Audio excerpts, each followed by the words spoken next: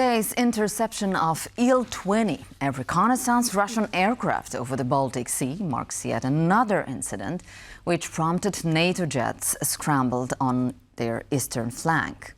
Last series of Russian provocations leads to a two-world and twofold approach, with calm deterrence on one hand and some more aggressive yet symmetrical reaction pushed by some EU leaders.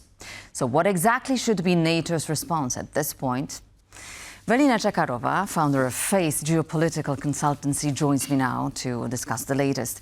Good evening and thank you for joining. Good evening and thank you for the invitation. The pleasure is ours. So the Russian provocations intensify, testing NATO's resolve. What should be NATO's response at this point? How to react accordingly in order to deter Russia without, at the same time, giving Kremlin the pretext to escalate actions? What we are observing right now is that Russia is probing the NATO member states in stages, drones into Polish and Romanian airspace, cyber and jamming attacks against Poland, now fighters over Estonia. And the message is simple, in my view. If NATO tolerates these provocations, they will continue and they will intensify. So deterrence erodes if the violation becomes routine. We know for a fact that Moscow wants to normalize risk. It wants to create new facts on the ground. It wants to stretch allied air defenses and basically measure Europe's hesitation while the war in Ukraine continues. So one possible way of responding to this blatant provocation is, for instance, to consider concrete actions beyond all the statements of being outraged and also statements of support, which we've seen from the past days. One consideration, a hypothetical consideration, of course, is to consider that deterrence works only when the rules are credible for all participants and not hypothetical. Right now, Russia is testing these rules and is showing to the world that they are not credible. Remember Turkey in 2015, after several warnings, it shot down a Russian jet. And what happened afterwards was that the violation of the Turkish airspace stopped. Moscow respected strength, not the hesitation. I know for a fact that this is now certainly a scenario. It's not a decision yet, but it's a scenario that is being regarded.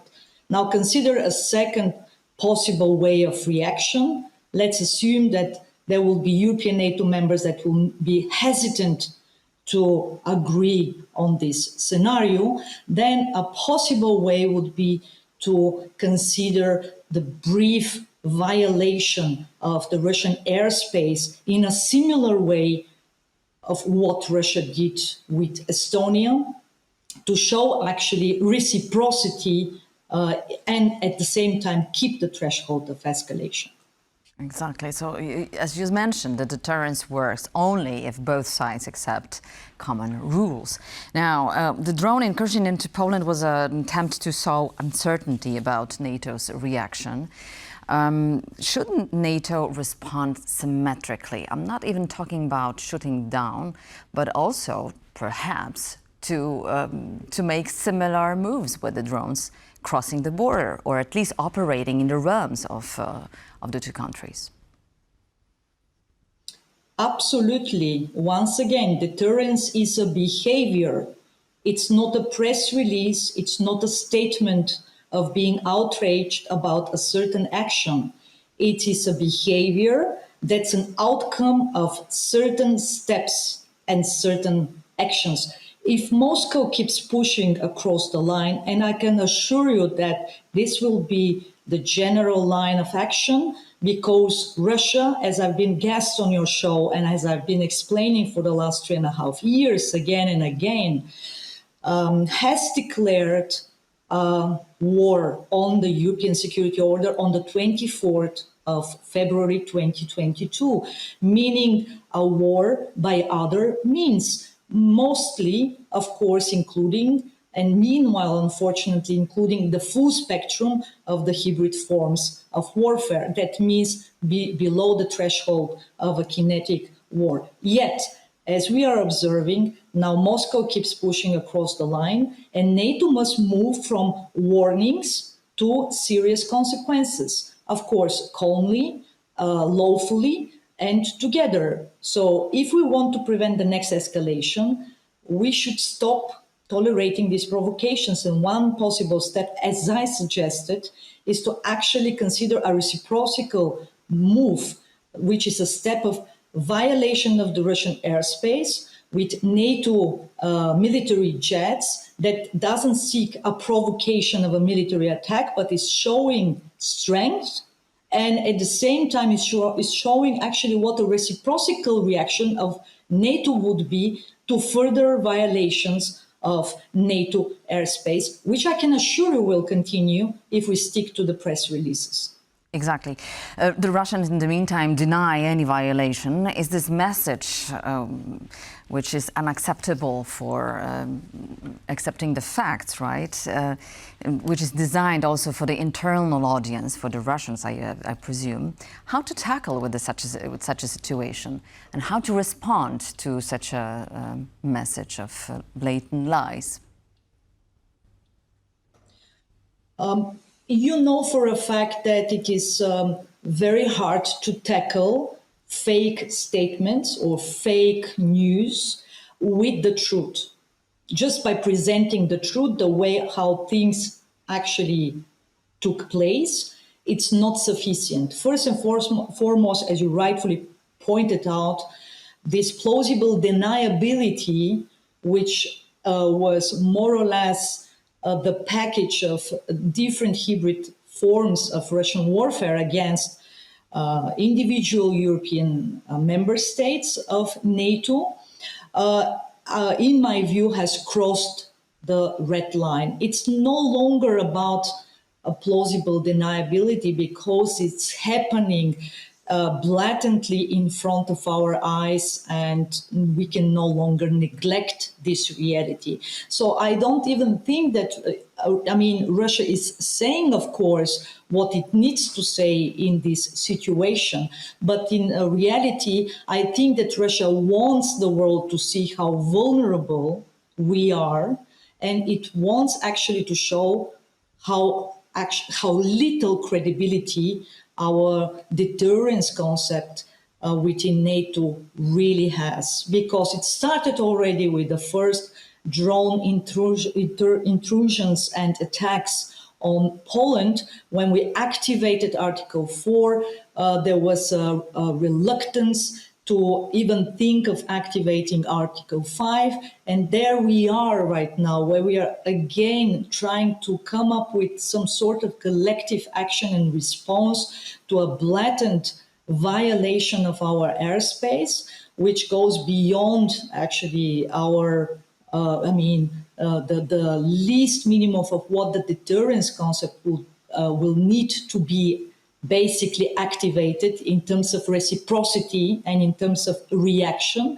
So again, just any resolution, and I do welcome resolutions, and I do welcome the press releases, but they don't have any serious impact on the actions of an enemy or competitor who will just increase the temperature of escalation and will just continue testing our reaction to that. In response to increasing Russian provocations, the EU is looking into more severe sanctions. Some of the leaders push for, among whom the Czech president, for that matter, Petr Pavel, push for military responses. Do you think that the Russians understand this sort of a dialogue within EU as weakness, or quite the contrary? They just see it as our internal discussion.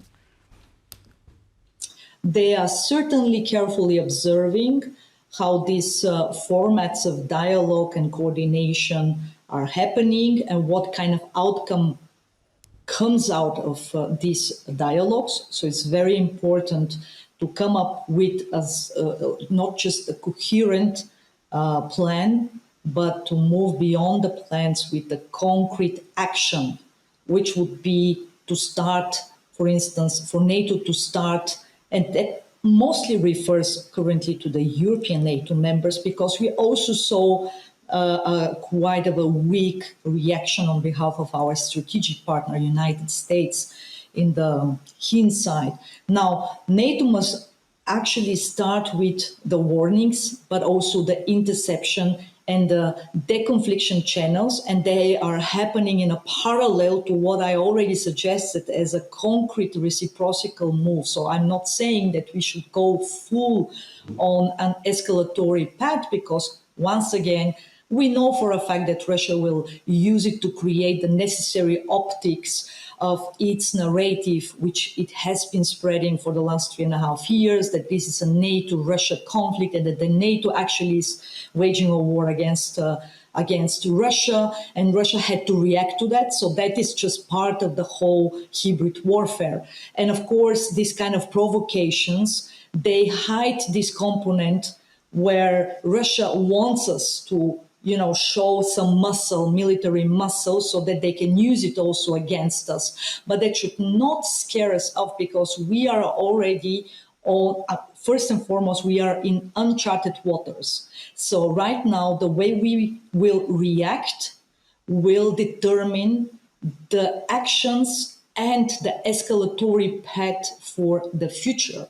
Every misstep now is going to multiply in the future if we take the wrong decision. So we have to show a deterrence now and not start doing any plans and statements. That's the most dangerous track that But speaking of actually recommend against. Exactly, and ambiguity. How do you read the American approach? According to Reuters, Washington halts its military help for the countries bordering with Russia. On the other hand, today, Trump confirmed that he would help Poland and the Baltic states, just in case, to defend themselves. So how do you read it? So first and foremost, there is a kind of a bifurcation in the American reaction to the old continent and how the old continent is currently more or less on its own in not just trying to support Ukraine, but also trying to come up with any adequate approach to this Russian hybrid warfare on the security order. So these are two different things. And the bifurcation stems from the fact that this American leadership still sees series of significant and important allies in Europe.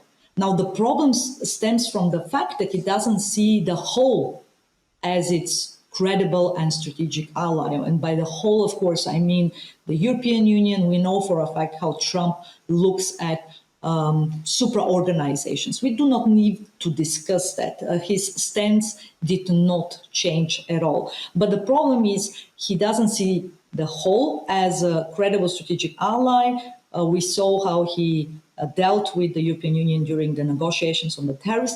Yet, for instance, when it comes to countries like Poland, like Romania, like the Baltic states, like the new Nordic NATO members, and then, of course, the ongoing talks with Turkey, with the second largest NATO army.